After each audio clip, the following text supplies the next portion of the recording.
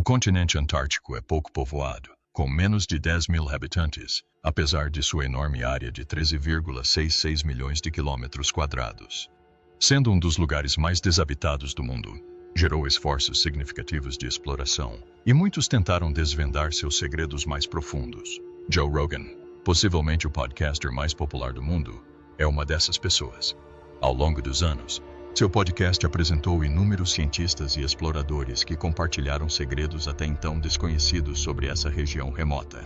O podcast de Joe Rogan está no ar há mais de uma década.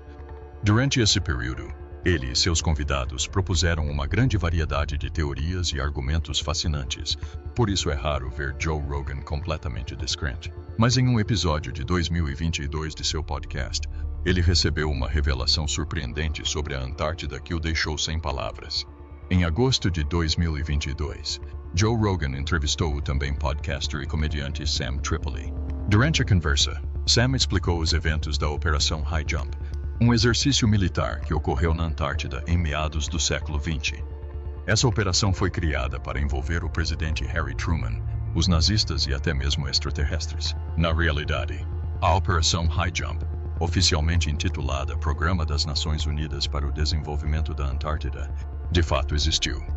O exercício ocorreu entre 1946 e 1947 e foi liderado pelo ex-prefeito Richard E. Byrd. Em 1º de fevereiro de 1947, a expedição, que deveria durar 8 meses, chegou à Antártida, na região da Terra da Rainha Maud. A expedição do ex-prefeito Byrd foi considerada estritamente científica, mas foi financiada pela Unity Nation. Eles foram para a Antártida acompanhados pelo porta-aviões Casablanca, com 25 aviões e 7 helicópteros a bordo, um submarino, um veículo anfíbio para gelo e 12 tanques, nos quais havia 4.800 pessoas.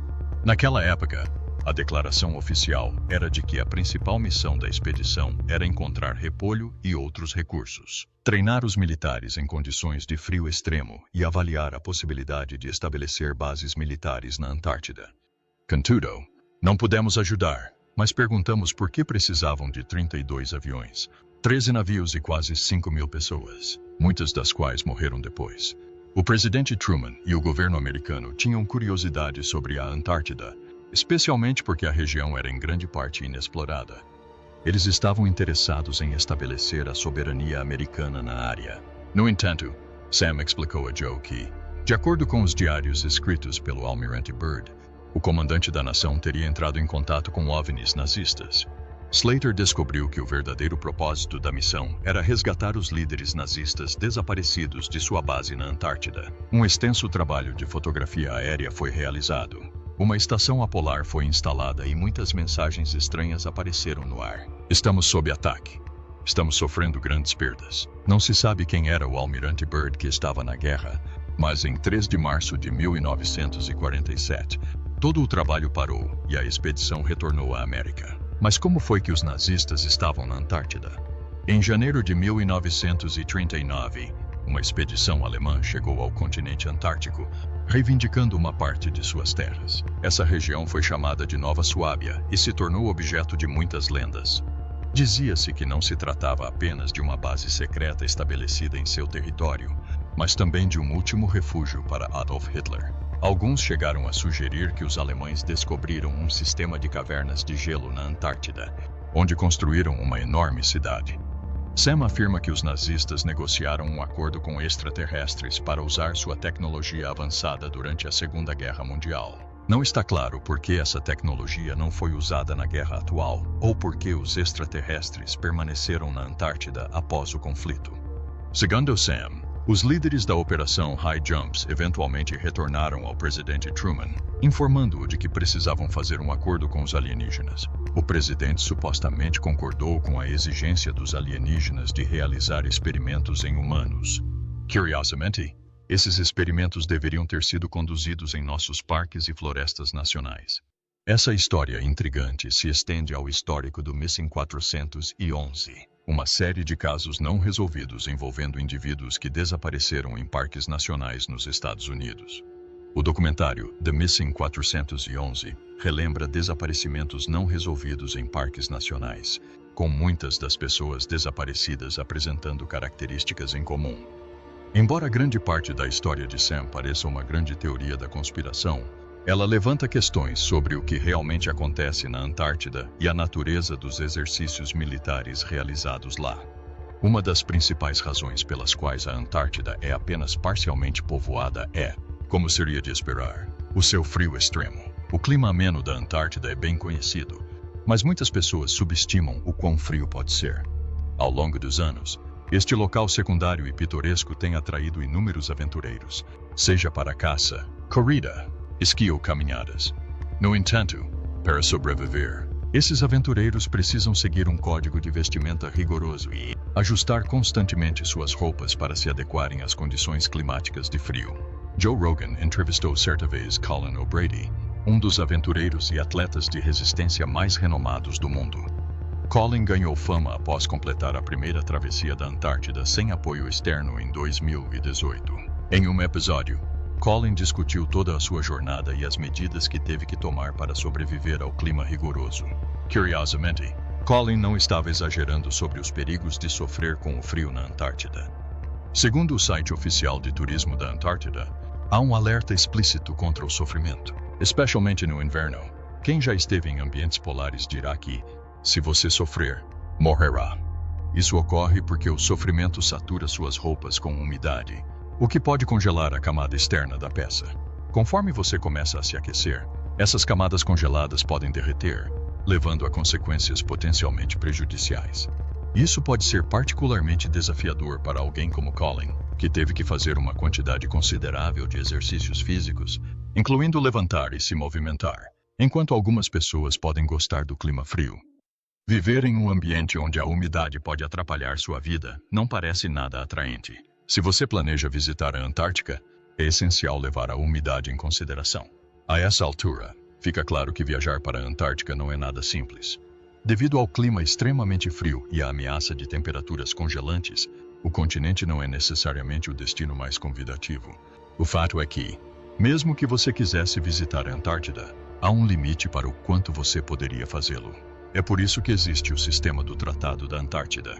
Em 1969, um tratado foi assinado por 12 países: Argentina, Austrália, Bélgica, Chile, França, Japão, Nova Zelândia, Noruega, África do Sul, Reino Unido, Estados Unidos e URSS. O Tratado da Antártida afirma, essencialmente, que o continente não pertence a nenhum país em particular. Da mesma forma, todos os países concordam em respeitar os direitos dos outros no continente e utilizá-lo apenas para pesquisa e um pouco de turismo. O objetivo de todo o tratado é garantir a proteção do meio ambiente e a ausência de qualquer atividade humana, incluindo, e principalmente, a industrialização e a guerra, que ameace a biodiversidade do continente. O Tratado da Antártida apenas garante que toda a atividade humana na Antártida seja bem planejada e administrada, desde o turismo e a exploração até a pesquisa científica. Tudo deve ser feito de acordo com as regras e regulamentos do tratado. Embora não impeça turistas ou militares de estarem na Antártida, qualquer pessoa que deseje estar neste continente precisará de uma autorização de um país signatário do tratado. A exploração dos lagos subterrâneos da Antártida, assim como do Oceano Antártico, tem sido bastante extensa nas últimas décadas. Na década de 1970, cientistas descobriram um deles,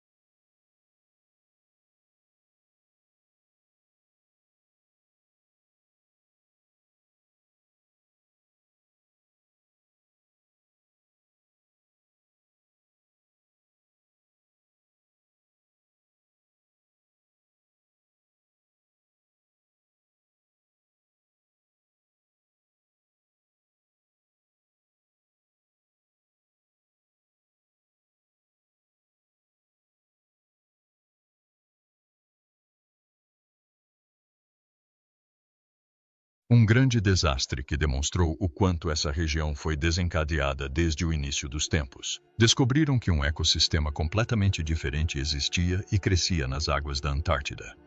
Até o momento, estima-se que 400 lagos tenham sido encontrados sob a superfície do solo antártico. Esses lagos estão localizados a 3 quilômetros abaixo do gelo. Os cientistas acreditam que os lagos se formaram durante a separação da Antártida da massa continental de Gondwana, um supercontinente que se fragmentou durante o período Jurássico. Graças à pressão subterrânea, os lagos conseguiram permanecer à tona durante todos esses anos, em vez de simplesmente congelarem e se transformarem em blocos de gelo. O Lago Vostok, descoberto na década de 1990, continua sendo o maior lago subglacial encontrado na região. Situado a 2,5 quilômetros abaixo do gelo, o lago, com temperatura classificada como inferior a 3 graus, permanece intacto apesar de ter estado coberto de gelo por 20 milhões de anos. Lagos como este também apresentam ecossistemas de micro-organismos preservados.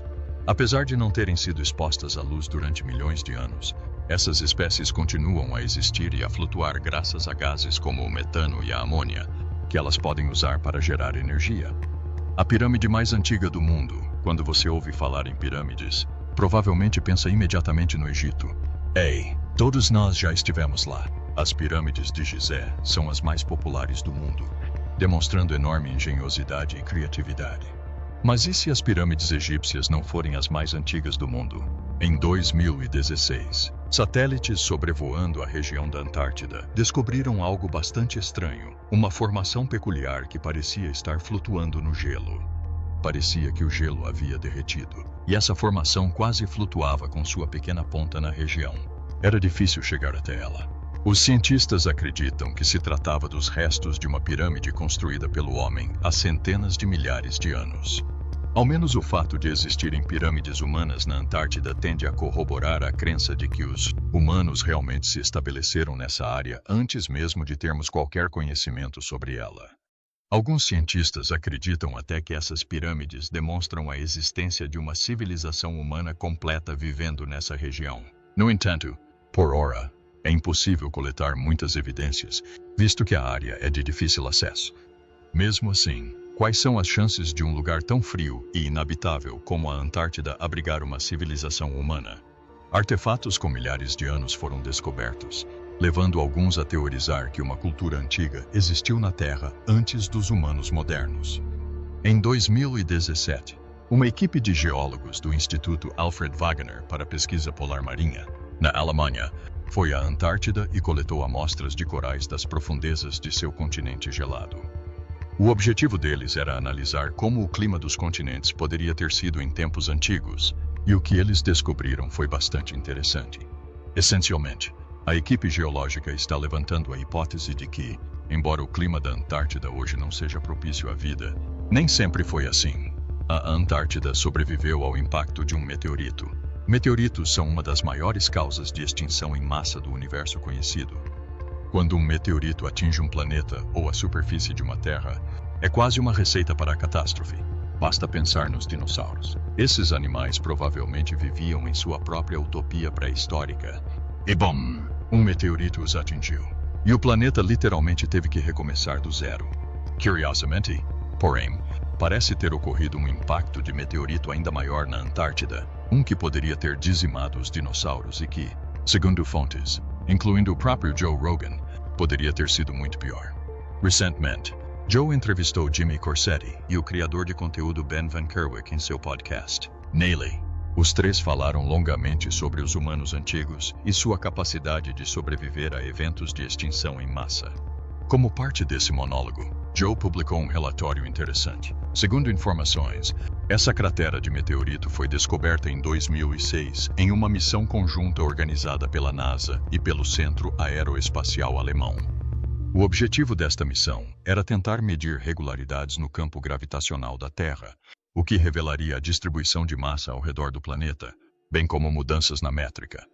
Com o tempo, os cientistas passaram a acreditar que o meteorito responsável pela criação de uma enorme cratera na Antártida pode ter desencadeado um evento de extinção em massa de proporções globais. Essa crença deriva da ideia de que a colisão fez com que uma enorme quantidade de gelo subisse para a atmosfera, tornando todo o planeta hostil a todas as formas de vida.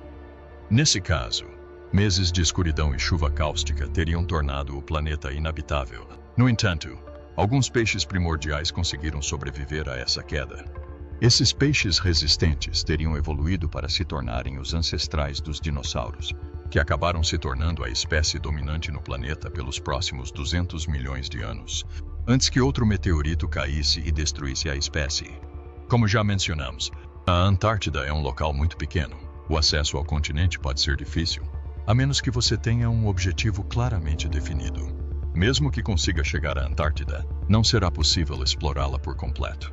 Turistas, excursionistas e outros têm acesso apenas a uma pequena porção do território, onde podem realizar atividades e desfrutar dos locais. Diversos setores do continente estão fechados, acessíveis somente a pesquisadores e militares.